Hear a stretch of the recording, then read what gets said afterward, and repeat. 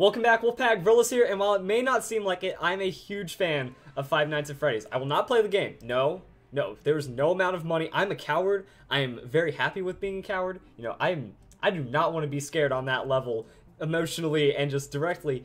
But the story itself, watching all the Let's Plays, watching everyone play the game, everything about the game is really just beautiful and fascinating. That there's a lot of open ends to the story. The whole lore behind it is really well told, and everything is really nice. That with the first game, everyone was waiting for a sequel, but we actually got a prequel that ended up making the story a lot deeper. And now we have an official sequel, and I really think that it's going to be a cool idea. So a little over an hour ago, Five Nights at Freddy's 3 has been like officially confirmed, and it's on the Steam greenlight. So I'm excited. Like everyone needs to be excited for this.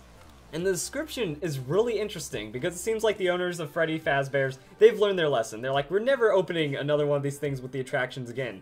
And according to the description, you know, it's been 30 years since Fazbear's has closed its doors, and so many things have gone on that it's kind of faded from memory. It's more of just like a story now that people don't remember it as this really terrifying thing. And also, if you think about it, you know, there wasn't really a lot of official accounts of everything being haunted. That, you know, that was just the first first-person view of the person playing. That, you know, everything's really hush-hush and under wraps. So now the owners of Fazbear's Fright, the horror attraction, have decided to revive the legend and make the experience as authentic as possible. So they actually went to great lengths to find anything that has survived the neglect and ruin. So I mean, it looks like Fazbear's closed its doors, was abandoned, everything left inside, and these crazy people were like, hey, let's go in there, let's go and tamper with all this crap, and let's rebuild the attraction as though you're playing the security guard that had like all these scary stuff happen to him. And I'm really fascinated by the idea because if you watch the trailer, it's really like everything's kind of really left in ruin, everything's kind of put back together, and that's when you have to wonder, it's like, is this going to be just an attraction, or is something going to go horribly wrong? And, you know, it's more than a story, and that's what we've learned from the game. You know, there's legitimate craziness going on that wants you dead. So it's like, oh, we're going to open up an attraction, and then the attraction gets too real, bad things start going down, and that's where it gets interesting.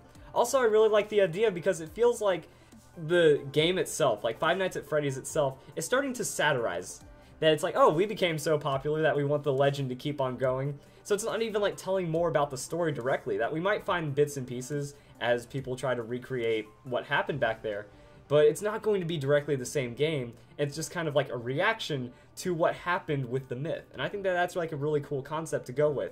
And according to this, there will only be one animatronic. Or the attraction now has one animatronic. So it looks like, oh, I think I just noticed something that people didn't, that might not have been thought of at first glance. That I think they add an animatronic, that they have the whole attraction set up to recreate it, and it's really spooky and stuff, but then they decide, hey, let's rebuild one of the animatronics, and that's where things go wrong.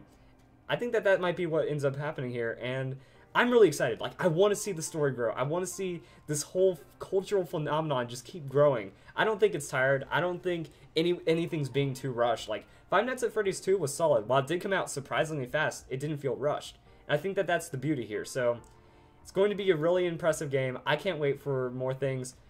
I'm not going to play it.